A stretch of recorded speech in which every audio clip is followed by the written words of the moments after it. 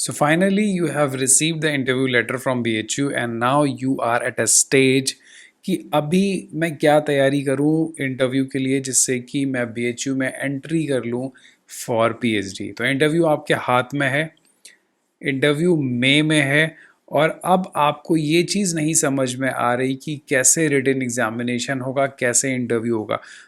तो आज मैं इंटरव्यू कॉल लेटर दिखाने के साथ सारी चीज़ें बिल्कुल क्लियर करूँगा। Just be with the instructions जो अभी डिस्कस करेंगे and I can guarantee you you will qualify the interview. बिल्कुल भी टफ नहीं होने वाला है और आपको BHU में एंट्री ज़रूर मिलने वाली है।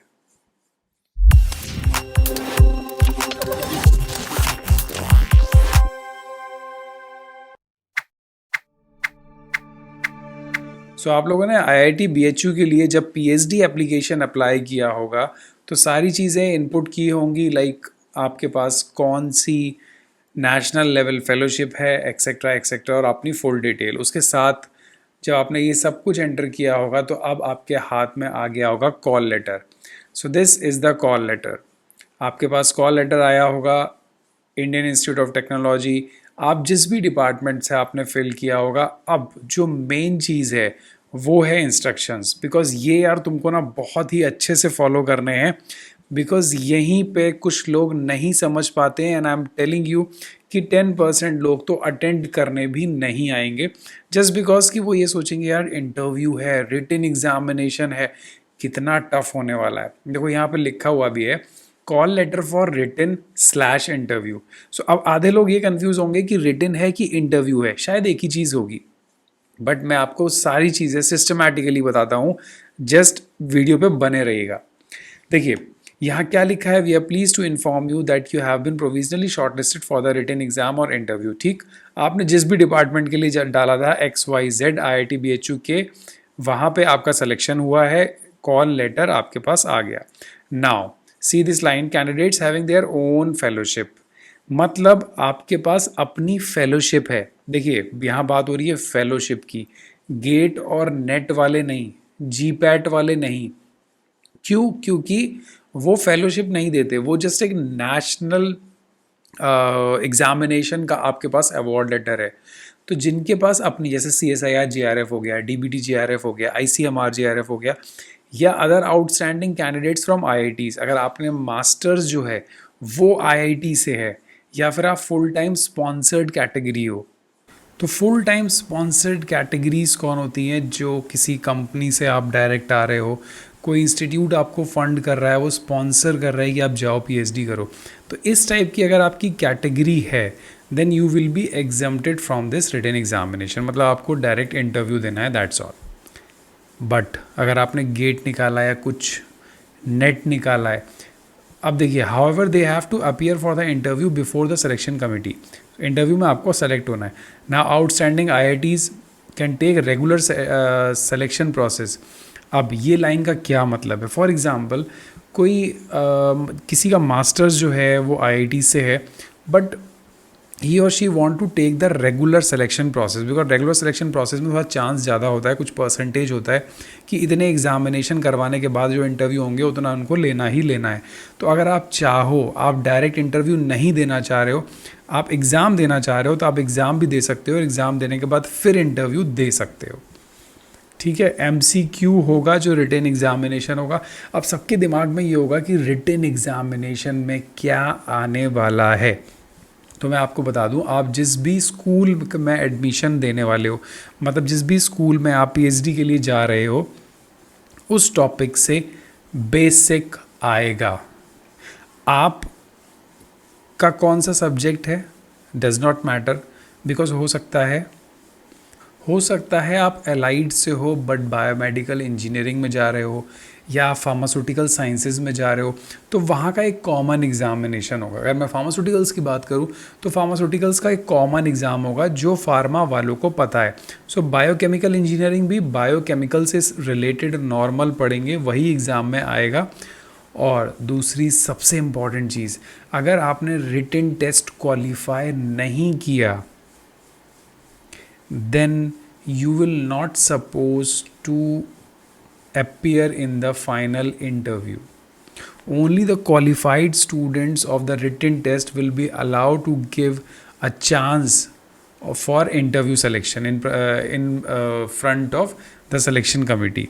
So please be careful, आपको एग्जामिनेशन को लाइटली नहीं लेना है, ठीक है। चलिए अब मान के चलो यार, आप सारे लोग टैलेंटेड लोग हो, जितने भी मेरे ग्रुप के हैं, रिसर्च फैमिली मेम्बर्स हैं, दिस ऑल आर टैलेंटेड और ज़रूर निकालेंगे।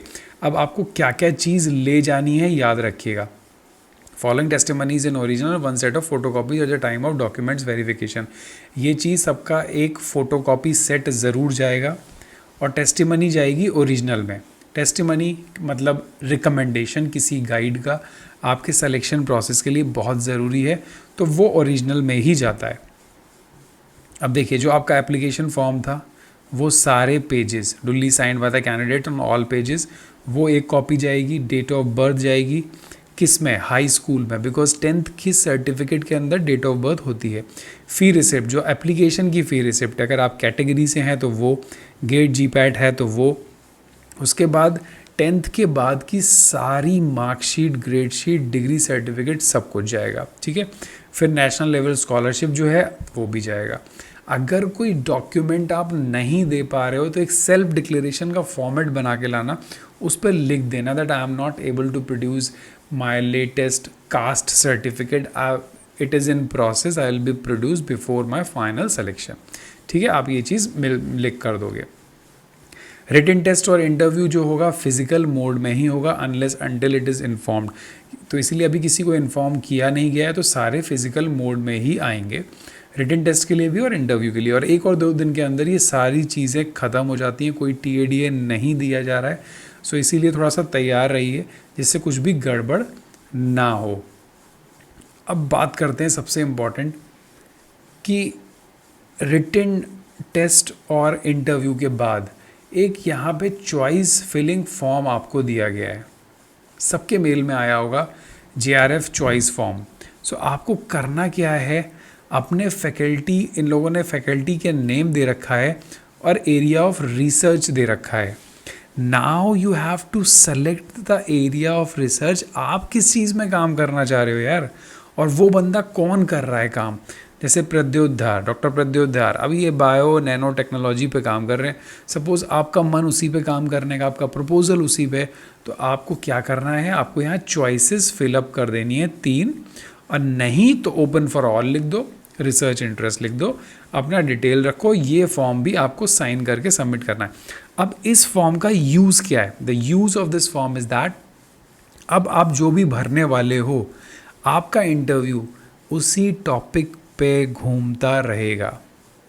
इसीलिए कुछ भी ना ये मत सोचना कि लाइक इसका बहुत ट्रेंडिंग टॉपिक है, इस पे बहुत काम होता है, इस पे बहुत पब्लिकेशन आएंगे, लो मैं इस पे करता हूँ।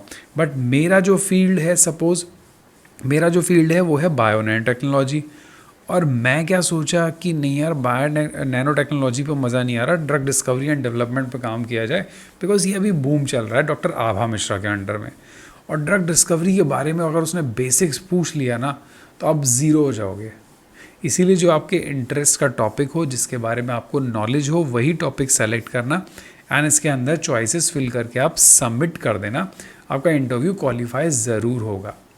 सो this is the IIT BHU जहाँ पे आप एंट्री करने वाले हो, इसीलिए ध्यान रखना कि देखिए कितना सुंदर सा कैंपस है। ये पूरा पीछे का जो दिख रहा है आपको, ये सिर्फ IIT का ही एरिया है BHU का।